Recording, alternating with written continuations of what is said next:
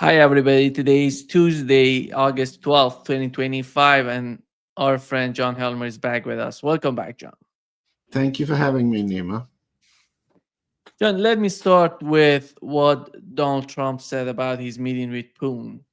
And he's somehow bragging about how he helped Ukraine to achieve what they've achieved so far. It wasn't quite well.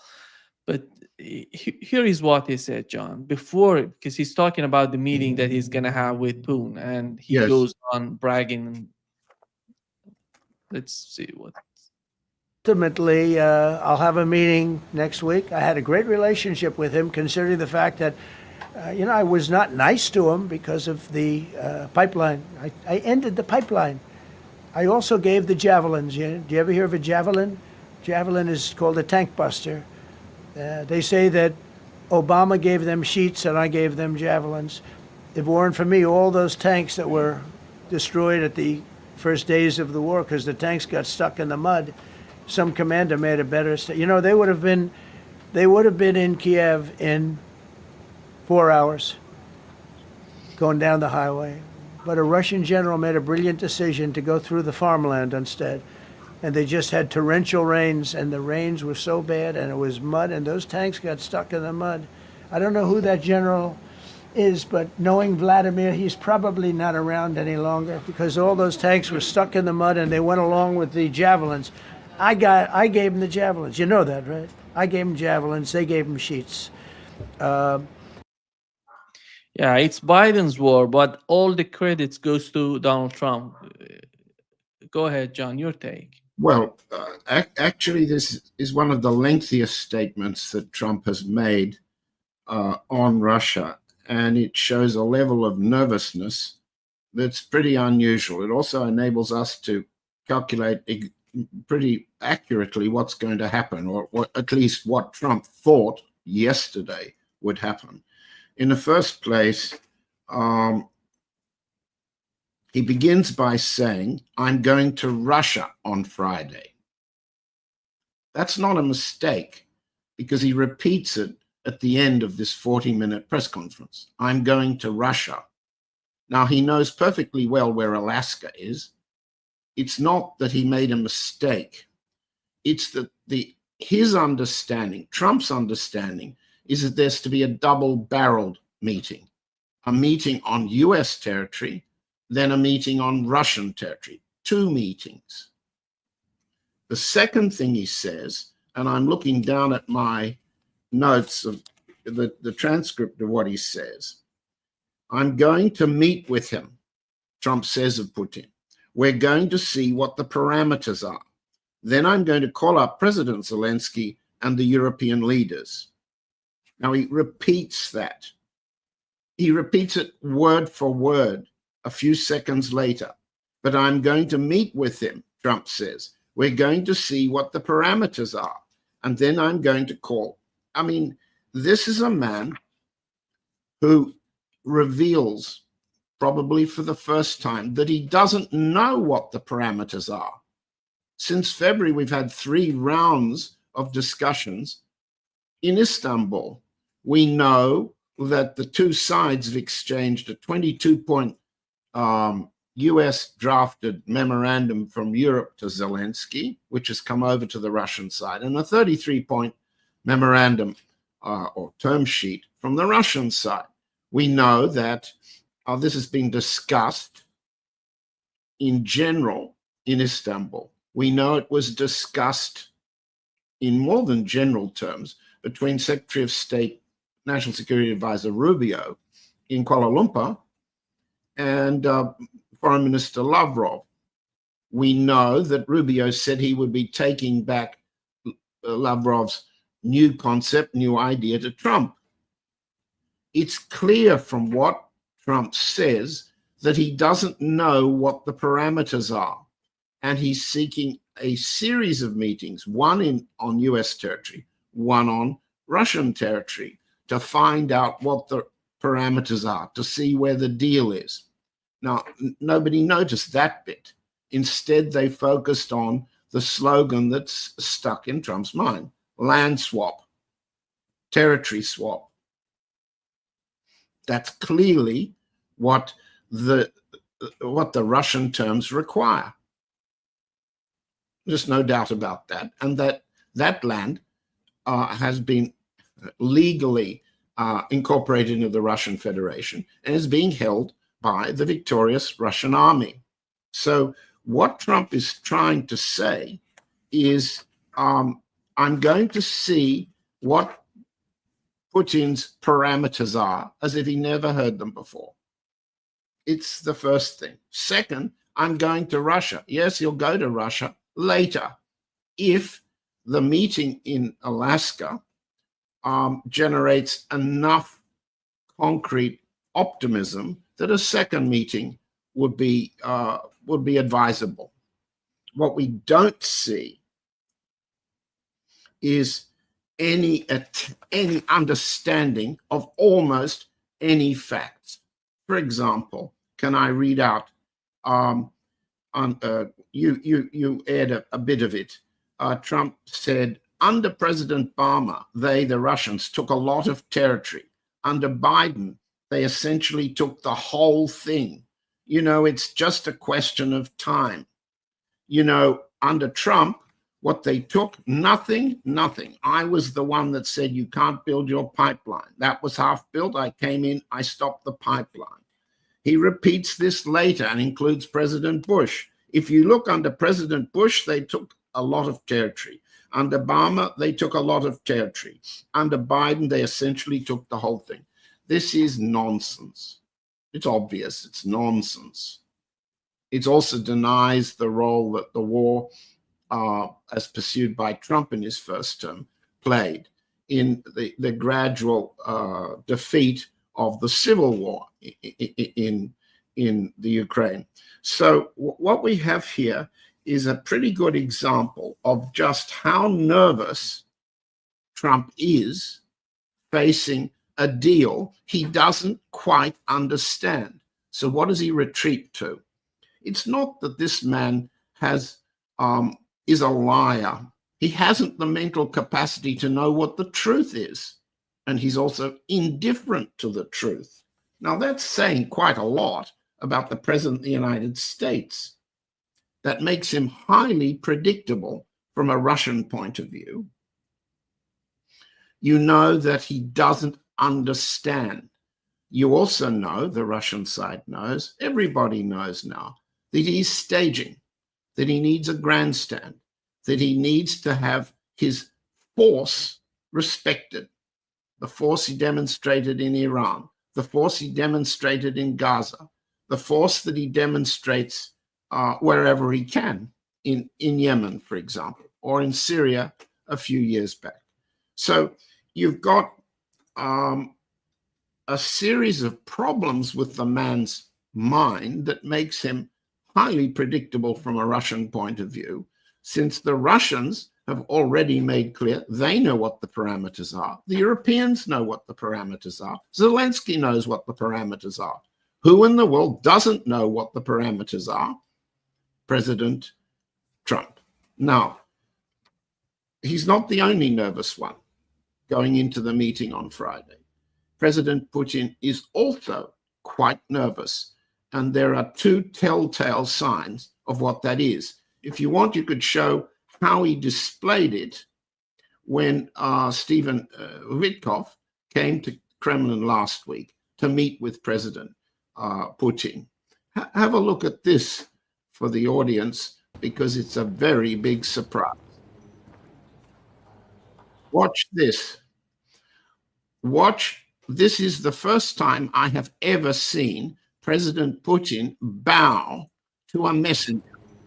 Presidents of countries don't bow their head to a messenger boy who doesn't even reciprocate by bowing from the waist. Now, what does that mean? That's a natural reflex on the part of the president of Russia. It's not controllable. He did it naturally. Why? To a messenger from the United States. Answer: there is a particular vulnerability that the president of Russia, Vladimir Putin, feels towards Americans. And this has been a very serious concern among all sorts of parts of his administration. This is important. What has he done about this politically, Putin? And how does that reflect his level of nervousness? Well, he proceeded after the meeting with Witkoff to make telephone calls and had one meeting, the likes of which have also never been seen before. On August the 7th, President Putin met at the Kremlin with Ajit Doval, the national security advisor of India, the closest national security advisor and foreign policy maker to Prime Minister Modi. Then on the 7th, later that day, Putin telephoned Cyril Ramaphosa, the president of South Africa. He then, the next day, telephoned, I'm looking at my notes to get everything right. He telephoned President Mirziyoyev, the president of Uzbekistan. He then called President Tokayev, the president of Kazakhstan. He then called, all on one day, President Xi Jinping in China. And finally, that day, he called President Lukashenko of Belarus and Prime Minister Modi of India.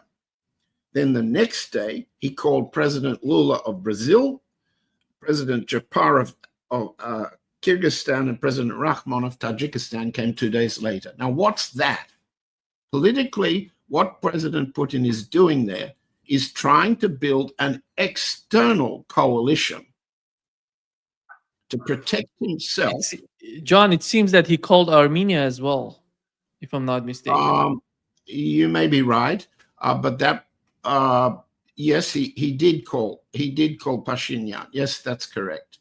But I think we could safely say that meeting, that telephone call, had to do with the Azerbaijan-Armenian agreement that had been reached in Washington, and not particularly the issue of President Putin's approaching meeting. So it's an important point. Yes, you're right. What he was doing here was building a coalition of so that there would be no surprises on the parts of the allies and friends on the Russian side. What Putin would say, what he would come out with, what he wouldn't say, what he wouldn't agree to. That's very important. It shows that politically he's nervous, politically he's cementing the external support for the terms and the nature of the discussion. That's good politics. It's not just personal nervousness. Yes. But what are the terms? What can be said with a counterparty who doesn't understand terms at all? That's a big psychological question on which the Russian side spend lots of expert hours. And if one understands that what's going to happen on the 15th in Alaska will be followed by something else in another part of Russia, then we'll have a series of 2 meetings to see what can be done. Now, Putin has more than just bowed his head at the United States. And that's something that our audience may find difficult to understand, but I don't believe the intelligence services on the US side will have missed it.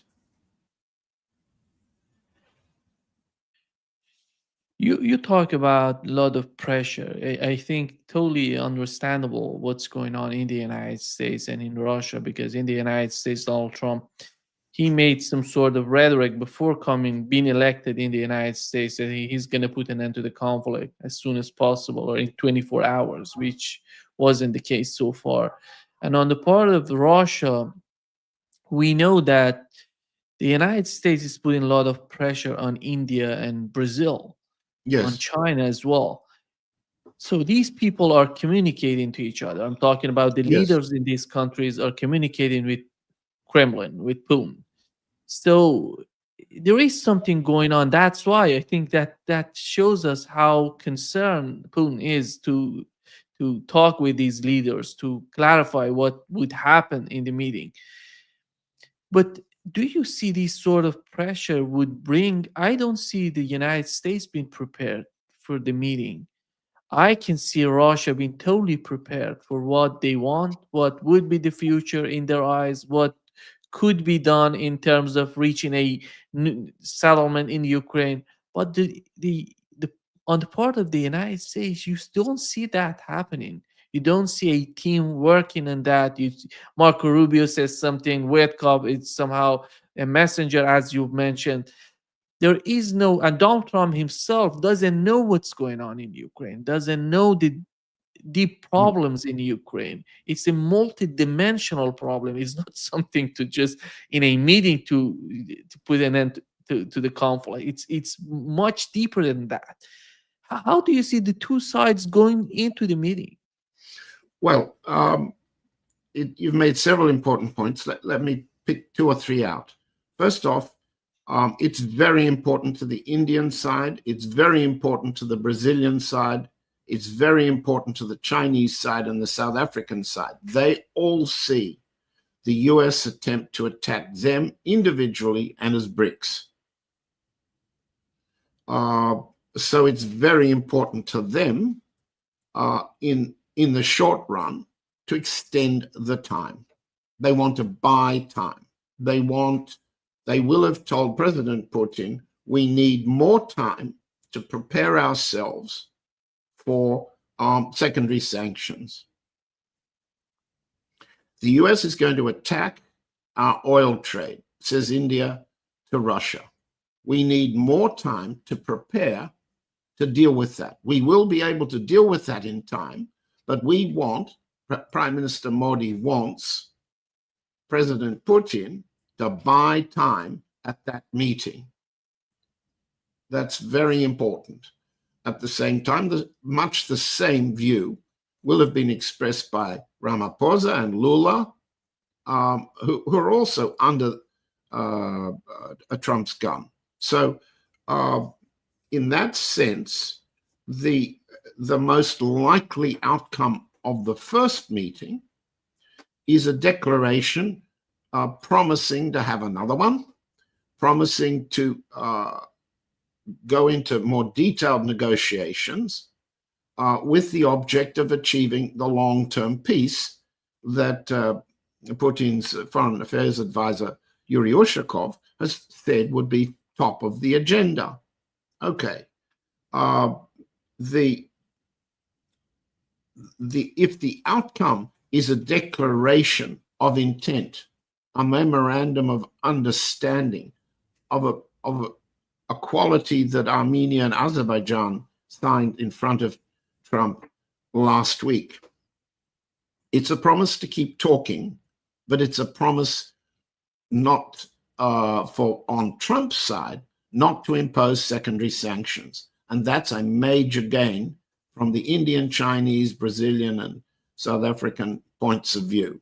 And Putin is trying to build a coalition of Russia's foreign allies to respond to the general staff, the intelligence services, who are saying that unless the American side stops supplying arms to the Ukraine and stops supplying intelligence, including space intelligence, space-based intelligence, and fixed wing and drone intelligence in the Black Sea and so forth, unless the US agrees to that, a ceasefire of the kind that Trump is demanding, has been demanding, that Europe demands, is not anything but a pause to allow the Ukrainians to recover, rearm, refresh themselves. So Putin has to convince his own domestic critics, who are quite silent, it's all behind closed doors, and he has to convince his foreign allies. By the way, we noticed the president of Iran was not on that list. Among strategic allies, there are two missing, Iran and North Korea. Hard to know what the political significance of that is, but still, what we've got here is a preparation for an MOU. Now, a memorandum of understanding, an MOU, is not an IOU. It's not a piece of paper signed that can be enforced at the bank. It's not. It's less than that, but it's on the road to that. So I think that's what we can look forward to. And of course, some of your guests, some of our colleagues on this podcast regard that as very hopeful. Some regard it as highly suspicious and worrisome. And I hope I've explained that worry, nervousness, is shared on the Russian side in Moscow, and to some extent, it's shared on the US side. But if you don't mind, I'll hold up the one actual measure of rationality, which you will always find in somebody as irrational as Trump. Now, what I'm showing here is Trump's approval rating. Can you see that? I can't hear you. Yeah. Okay. I can see, yeah. Basically, what I'm showing you there is that Trump's entire foreign policy for the past month is a flat line that's still highly negative. In other words, nothing he's doing or saying or posturing or claiming, certainly nothing going into this coming Friday, has earned him any less disapproval among the majority of Americans or any improvement in approval. And the particular table I'm looking at, the audience can see it on realclearpolitics.com. President Trump's approval on handling of Russia and Ukraine. His general disapproval to approval gap is around 5%, minus 5%. But for Ukraine, it's minus 16%. In other words, most Americans disapprove more of Trump's handling of the Ukraine war than they disapprove of his general performance. Of course, the one thing that dominates in the US politics, therefore dominates in the rational calculation of a White House, all White Houses, all of them are the same, is negative job approval at this stage going into next year's midterms, after all the president of the United States has said about Nobel Peace Prizes, and I made peace here and I made peace there, none of it's believed at home. Now, this is a rational control on what he says. And it ought to be telling him, if anyone dares to tell him, that nothing he's saying makes any difference to the way in which American voters view him and will view him next year at the midterms. So what has he done? His natural inclination is to violence. He's declared a military emergency in Washington, D.C., federalized the police, and is sending in the National Guard to run Washington, D.C., as for a time he ran Los Angeles. Now, these are the domestic displays of force which Trump thinks will garner more support, more approval than he's getting from either his economic policy, his inflation policy, or his conduct of the war. Now, if he's facing that level of disapproval of inflation, isn't he subject to a tremendous domestic pressure that if he imposes secondary sanctions and the price of oil goes through the roof, the price of everything in the United States will go through the roof? He will be facing significant increase in inflation, far greater than his tariff schemes. So while we are focusing on the irrationality of what he says, Trump says, and the meaning underneath the irrationality, there is this controlling factor that all presidents face all the time: votes. John, you mentioned Iran and North Korea. In my opinion, the reason that Putin didn't talk to them is because they're somehow immune of the pressure of the United States. The United States is not capable of putting pressure on them, and they don't. And politically and militarily, I would say economically, but when it comes to the other countries, the United States has some sort of leverage. India, Yes, Brazil, and that's why Putin needs to talk with these people to yes, prepare them before the meeting. But considering that and what's going on, you mentioned the situation with Donald Trump in the United States. It seems everything's personal in the eyes of the president of the United States. And don't you think that what Donald Trump is dealing with in terms of the conflict in Ukraine, most of the barriers, obstacles that he's dealing with, they were created during his administration, not during the Biden administration, because he's somehow deepening the ties between the United States and Europeans. But this deepening is happening because of Ukraine.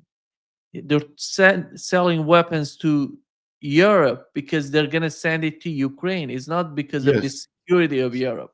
He could have done that if they could have achieved some sort of settlement in Ukraine. Then you can talk about the security of Europe and the security architecture of the region, considering Russia and all of that. But he didn't do that.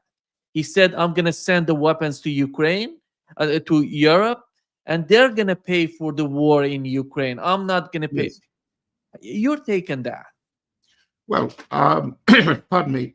We've talked about this before when we described what some of Trump's lower level aides, the Deputy Secretary of Defense for Policy, Elbridge Colby, and his business partner, Wes Mitchell, called this strategy sequencing. In other words, the US would pursue its wars against its adversaries in a different form of prioritizing. It would not attempt to fight all the wars at once. It would therefore make war against the Ukraine, or continue the war against Ukraine, just as you said, Nima. It would sell the weapons to Germany in particular, but also the other NATO states, and they would pass them on to the Ukraine. So rearmament of the Ukraine plus rearmament of Europe would become a net financial boom for the US military-industrial complex. But the US would not be directly fighting. Well, that's the publicity, that's the PR. In fact, without satellite intelligence, without fixed wing intelligence of the US Air Force, the US Navy, and other forces in the Black Sea and along the Ukraine borders and along the northern front of Russia all the way up to Finland, without the US involvement there. Starlink, John. Sorry? Starlink. You know how important Yes. Starlink is, the internet connection is for these drones that are attacking Russia. Yes. So the sequencing of war strategy, which Colby and Mitchell represented, has in fact been violated rather quickly, because what we've seen is the US has gone to war against Iran. And escalated its assistance to Israel. So it's far from sequencing away from the Ukraine towards a priority warfare or war strategy against China. It's in fact picking up more fronts for combat, or short of combat, than it allegedly intended. At the same time, I think we could say it's the Russian side, with the Indians, the Chinese, the Brazilians, South Africans, seeking the sequence, seeking the time to relieve them of the particular economic warfare attacks they're facing from the United States. It's the Russian side that's sticking to sequencing. There's I believe, no doubt on the Russian side any longer, though there once was. And there may still be business constituents in Russia, in Moscow, who refuse to accept this. There's no doubt that the US war against Russia, to destroy Russia, to remove Russia as a significant European power, will continue. And it will continue from the Ukraine front, along Poland, the Baltics, through Sweden, Norway, Finland, across Greenland to the Far East, and so on. And South Sorry? Caucasus. How about the Azerbaijan and Armenia? I left out the southern front because I was going clockwise. Okay, yeah. Far East and then south. Okay, we can go anti-clockwise, but right now it's hot. Yes, the southern front is hot. It's the Russian side that wants to sequence, to gain time to prepare for the longer-term war. At the same time, Russia has a direct interest in relieving the Indians of the danger of secondary sanctions, while the Indians promise to keep buying Russian oil. Ditto the Chinese. The Russians obviously have a very strong interest in having Trump promise not to enforce primary sanctions against Russia. That's the only way he can take sanctions off. It's to direct that they not be enforced. So the contradiction between secondary sanctions and non-enforcement of primary sanctions is pretty big. That's pretty complicated too. Now, are Putin and Trump capable of negotiating a formula for relief of the allies for secondary sanctions, relief of the Russians for primary sanctions, and some formula for end-of-war settlement in the Ukraine, with or without a Europe-wide security architecture like you mentioned? Is that possible? No, it's not possible. Not in one meeting, where Girdwood is the Alaskan resort near Anchorage, which is being printed in the Russian papers as the location of the meeting. Maybe it will be there, maybe it won't be. The two sides will fly in and fly out, hopefully without any form of security incident. Okay. By the time they arrive, I would expect a short MOU to have been drafted for the two sides to agree to as a sign of progress. Unless, and it'll be entirely Trump's predictable temper, he has an outburst and reverts to the line that he's been taking. I'm disappointed in Putin, and so forth. Will he be telling Putin, I want you to stop bombing Ukraine before our next meeting? He might try that. Yes, he might. Will Putin accept it?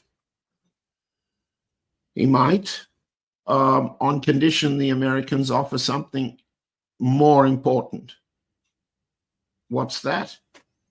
Stop arms supplies, stop intelligence sharing. Those are the basis for the continuation of the war. And stop secondary sanctions, which is what the Russian allies want. 3 points. Sorry, I'm holding up 4 fingers. 3 points. And they could come away with that. Yeah. Eh, John, do you feel that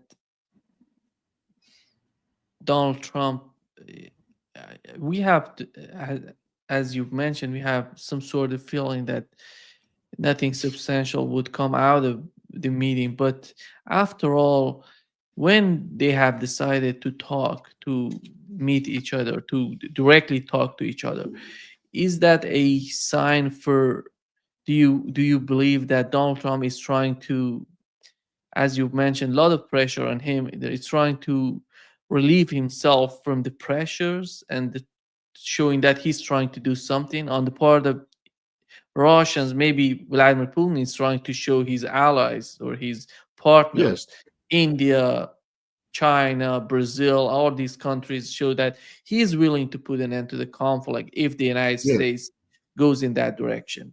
yes. How do you see the whole dynamic in the meeting? And with all that said, what does Donald Trump want? What is the victory in coming out of the meeting saying that I could achieve something big?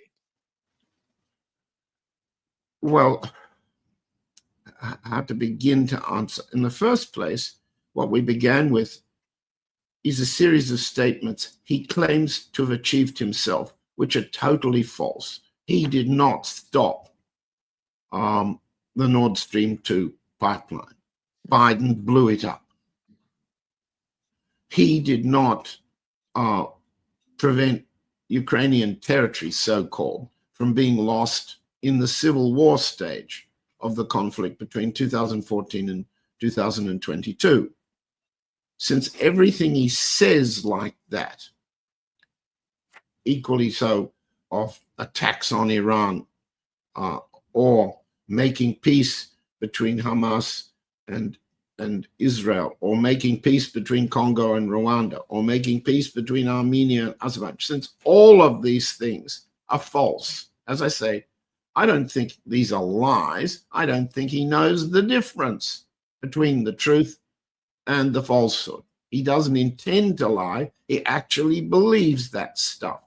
So to go back to your question, what will satisfy this man's belief that he has to have that's big?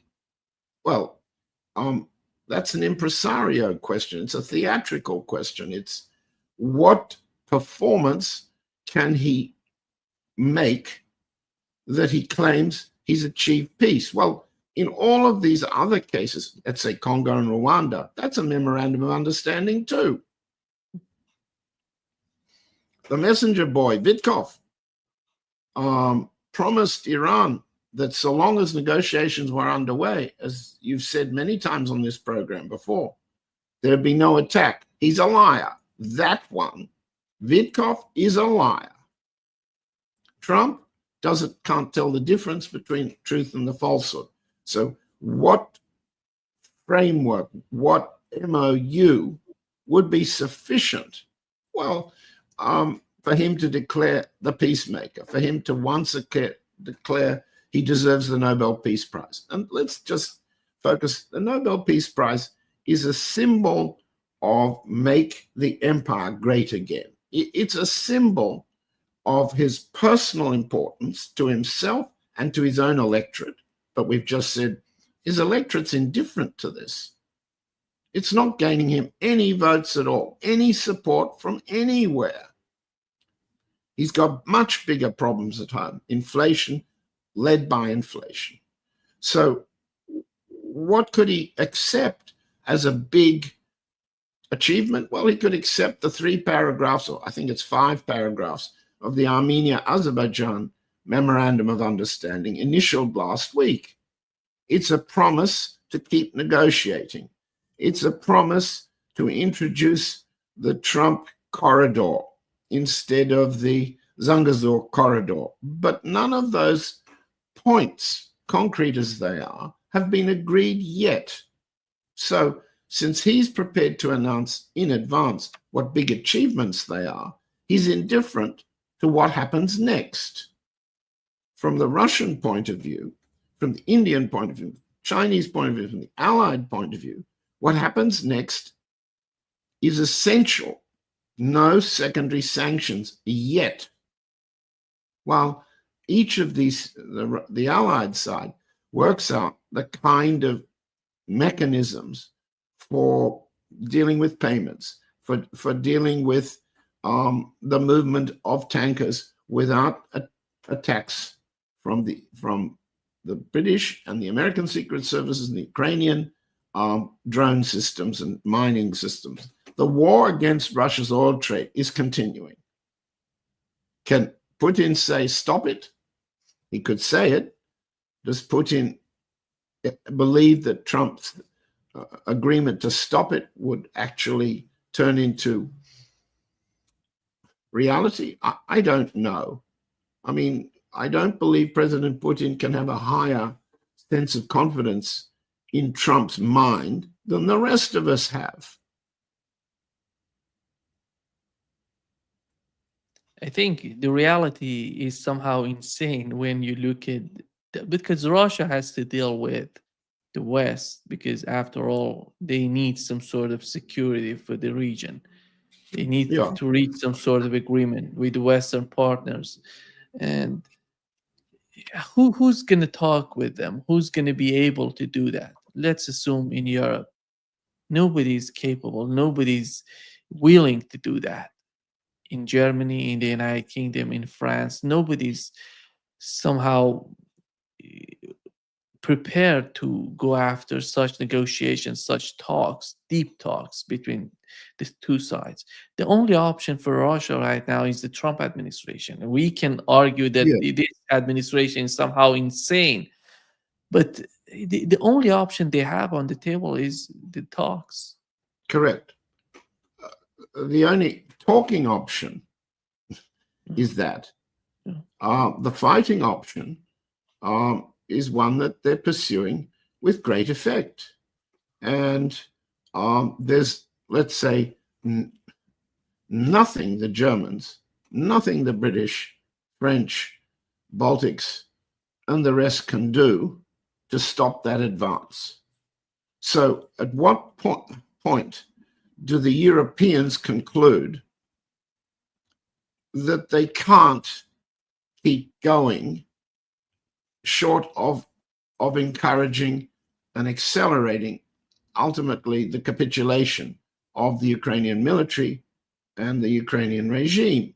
Now, various Ukrainian sources, Aristovich, for example, the former aide to Zelensky in Kiev, publishes a very interesting Telegram channel or Telegram platform in which he discusses his philosophy of life. But he also basically says something very simple.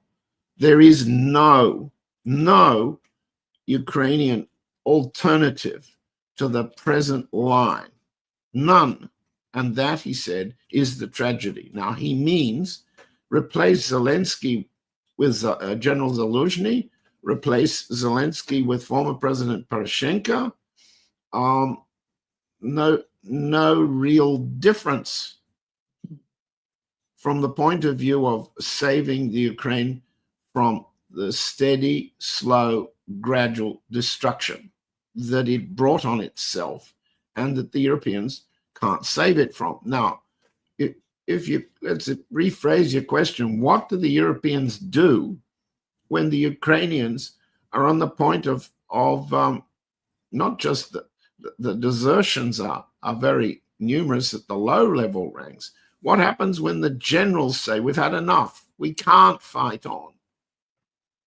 What do the Europeans do then? What do the Germans do then? I don't know what they'll do then. It'll be different in Germany, France, England, the Netherlands, and so on.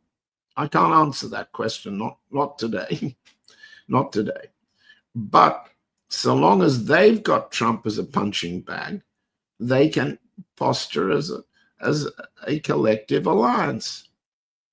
So long as the Russian force preserves escalation dominance, escalation control. That's why you don't have a ceasefire. You don't have a ceasefire to give up the escalation control, escalation dominance, which the Russian side has, and it must retain. It can't give that up. President Putin won't give that up in a meeting with Trump. He'll buy time. Goodwill, yes. Goodwill, yes. Respect, yes. But escalation dominance on the battlefield, that can't be sacrificed now. So what do the Europeans do when that reality dawns? When the Zaluzhny option is no option, when the Poroshenko option turns out to be no option, I don't know what they do. Yeah. You've had a very good German correspondent, Mr. Raab, on this program. Bob, sorry, I've got his name wrong. Patrick Bob. Yes. I think it's a German question for him. It's a Franco-Swiss question for Jacques Beau. These are political, the political dynamics of each of these countries will dictate their escape route from the defeat they're suffering on the battlefield. Yeah. John, here is what Mark Rutte, the NATO Secretary General, said about the recognition of the eastern part of Ukraine.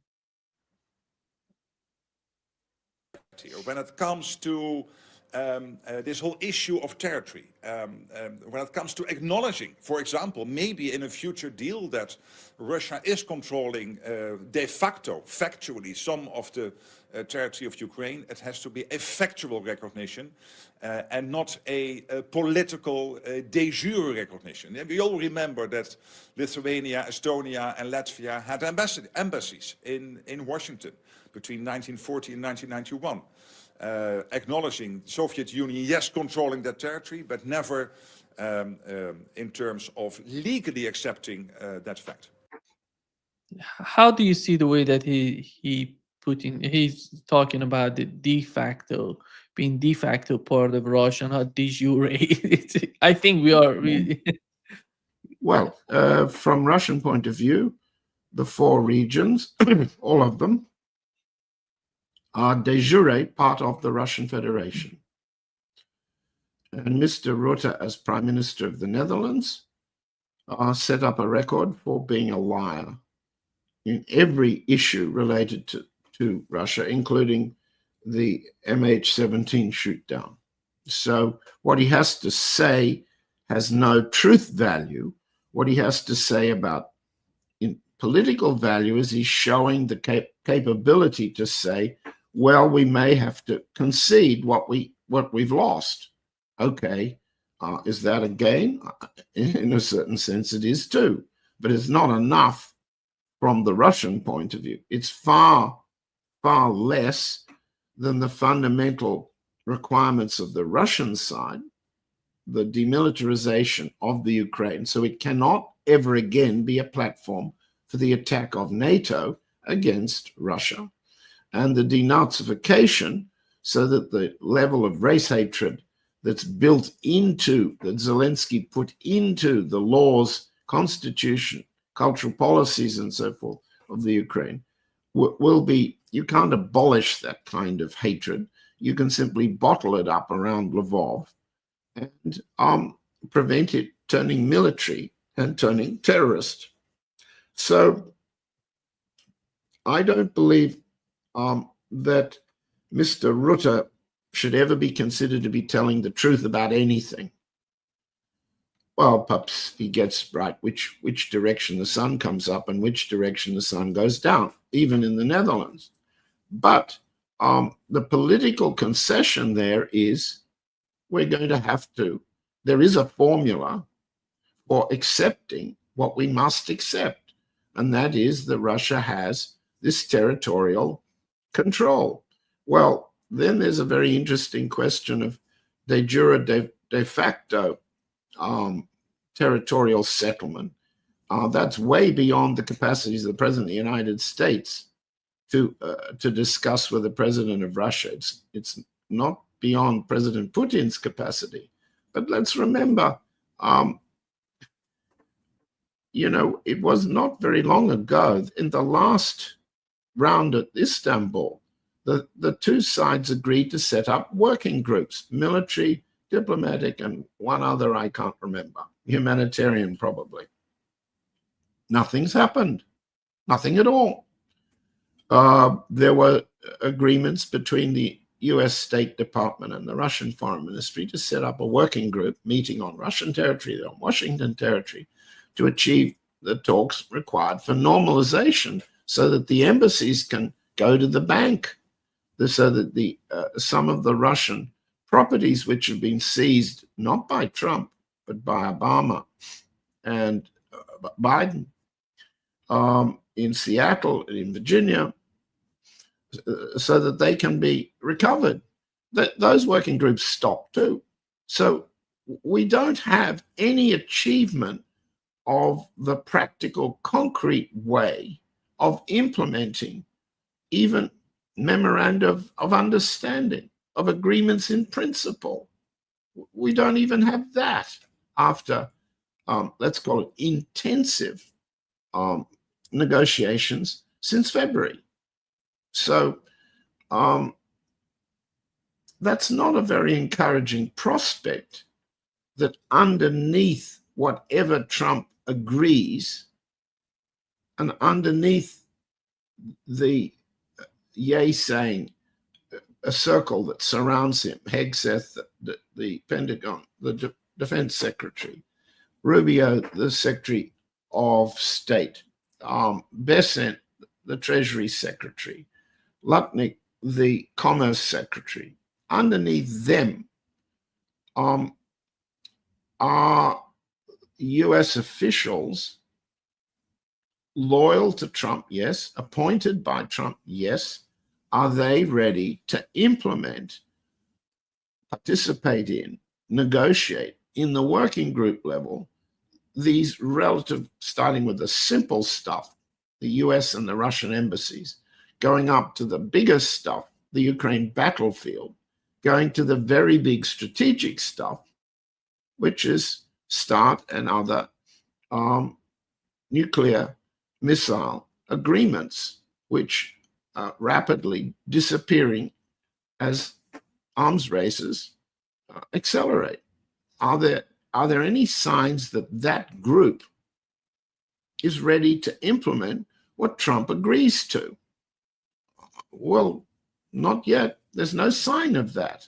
No sign of it at all. Do you think that Donald Trump can he somehow deal with European during the talks, if we assume that he's going to talk about something that Europeans would not be happy about it? Some sort of talks that they're talking about the eastern part of Ukraine that we know that Europeans are talking about. Nothing going to happen without Zelensky and us being part of the talks. But how about, to what extent do you see Donald Trump can achieve something in the meeting or in the following meetings after the first one?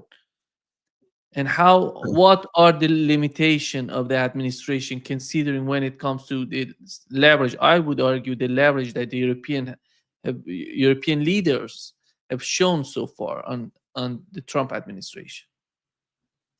Sorry, your view is that the Europeans show a greater leverage over the US administration than the US shows? In my opinion, by somehow investing in the United States, buying more weapons, they're giving some sort of sign to the United States, to the Trump administration, that we're going to help you, we're going to make you look better if you go in the direction that we want you to go. Yes. That's certainly what they've demonstrated. On the other hand, Trump can suddenly turn around and hit some of these allies with penalty tariffs. Japan and Switzerland, for example, are two obvious examples. to the extent that we've just seen Trump say, the minute I finish talking to Putin, I'm going to pick up the phone and talk to the others, is an indication that he's feeling that pressure, just as you said. That's the leverage they show. Now, when he last talked to the Allies after Witkoff telephoned on his way back to Washington from Moscow, Trump said he talked on the telephone to Rutte, Starmer, and Merz, the three. No French president at all, no one else. So he was ignoring the French. That's important.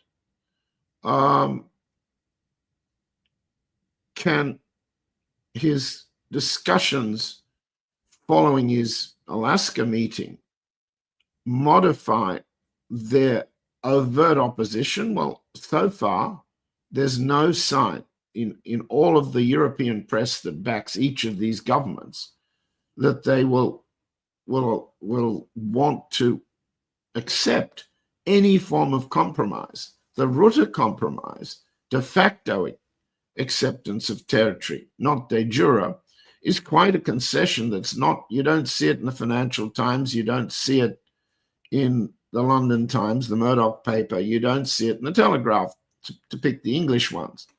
I don't follow the German ones to tell you whether they are likewise opposed to any form of concession. How much Germany has built a new political constituency for rearmament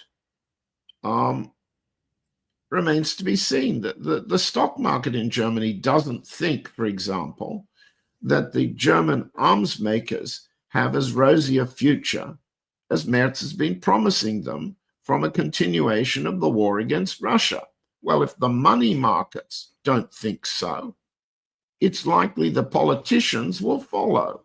If the money markets lead, then we're going to, perhaps we will see Starmer, Merz, Macron to follow suit. There will be concessions. They will relax, let's say, what they think of as a stranglehold on Trump's readiness to concede. And that would be the idée fixe in Trump's mind. Land swap. That's the idea he's got in his head. Land swap. Well, let's not kid ourselves. The war isn't about land. It's not about swapping land. It's about protecting Russia from a generation or longer of war to destroy Russia. For the moment, the land happens to be the platform that NATO used to attack Russia, and it's been defeated. Land swap to end that war is not a solution to the deep causes, as the Russian side keep reminding everybody, of the conflict. Now, can a particular defeat in Ukraine convince Merz, the minority voted Chancellor of Germany, not to rearm? No, it can't. Why? At the very least, because Merz's rearmament is entirely supported by the United States. Entirely supported. So I'm not optimistic. I don't see the way in which European leverage over Trump can be reversed to accept a level of concession that meets the Russian standard, except in the short term. And short term, medium term, is buying time. And buying time is what the Russian side, the Indian side, the Chinese side, the Allied side wants and needs. And that's why President Putin rang them all up. Nothing like that's ever been demonstrated before. to convince everybody Russia is working in an alliance in respect to its allies' interests. And that's where we are now. In terms of France, before wrapping up, in what I do think about the reason that Donald Trump didn't talk with Macron is because when Europeans they were talking with the United States, with the Trump administration, to buy more weapons for Ukraine, Macron said they're not going to be part of that. They don't have the money to pay. And the other point is the difference they have in the Middle East, in Gaza, in Palestine, because Marco Rubio came out in his recent interview, he's criticizing France and Macron because of the recognition that he was talking. He said that we were achieving something with Hamas, then Macron came out and said, and we're going to recognize the Palestinian state. That destroyed everything. I think there is something going on between the two administrations in France and in the United States, all related to Ukraine and the Middle East. But there is something happening there. I agree with you. It's another program to discuss. Yeah, it's a big program. But let's be clear, France has a very big military armaments industry. And when I last looked at the share prices of the French arms makers and the defense electronics makers, they're either flat or slightly declining. The German ones, Rheinmetall, for example, are sharply going down. Yeah, exactly. So a president of any country cannot ignore such powerful employers, powerful interests, powerful oligarchies, and France cannot allow US arms makers to displace French production in the domestic market. Can't. So that's normal politics. Yeah. Thank you so much, John, for being with us today. Great pleasure, as always. Thank you very much for having me, Nima.